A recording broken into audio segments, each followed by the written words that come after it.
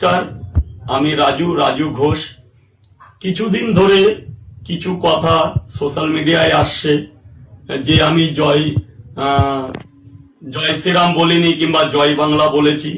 হ্যাঁ, আমি আমি ভুল করেছি। আমি আবেগে মত্ত হয়ে কিংবা কিছু কন্টেন্ট ক্রিয়েটারদের পাল্লায় পড়ে আমি জয় শ্রীরাম বলিনি, কিন্তু জয় বাংলা বেশি বলেছি আবেগ মধ্য হয়ে। কিন্তু আমি একজন সামান্য খেটে খাওয়া মানুষ। সারা রাত জেগে আমি পরোটা করে 3টে পরোটা আনলিমিটেড তরকারি বিক্রি করি শিয়ালদা এনআরএস সাবওয়ের ওখানে। বিগত দিনে অনেকে অনেক রকম ফোন করে বলছেন, কিন্তু দেখুন আমারও একটা পরিবার আছে, আমারও ঘরে বউ সন্তান আছে, বাবা মা আছে। তো কোনো কিছু আবেগে কান্না দিয়ে আমাকে আমার দোকান করতে দিন।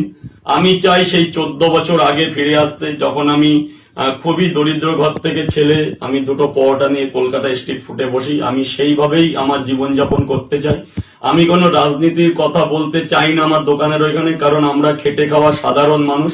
আমার রাজনীতির কথা বলা সাজে না এবং আমি কোনো রাজনীতির মধ্যে থাকতেও চাই না, কিন্তু কিছু কন্টেন্ট ক্রিয়েটার আমাকে এগুলো করিয়েছে।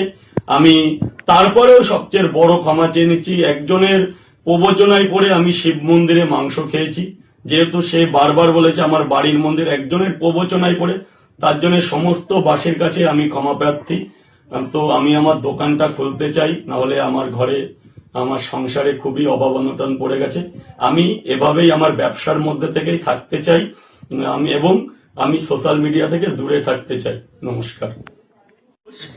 কিছুক্ষণ আগে কিছু পোস্ট এসছে যে আমি নাকি বলেছি যে আমি বাড়ি ছাড়া এবং যে কোনো দল থেকে আমাকে কিছু করা হচ্ছে, কিন্তু সম্পূর্ণ মিথ্যা। আমি বাড়িতেই আছি, আমি ভালো আছি, আমি সুরক্ষিত আছি।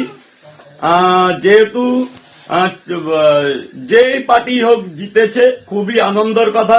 আমিও হিন্দুত্ব হয়ে বলছি জয় শ্রীরাম, জয় জয় শ্রীরাম। কিন্তু আমি আজ 2 দিনের মধ্যে দোকানও খুলছি। তো আমার প্রতি কোনো অবচাল করা হয়নি, আমাকে কেউ মারধরও করা হয়নি। সম্পূর্ণ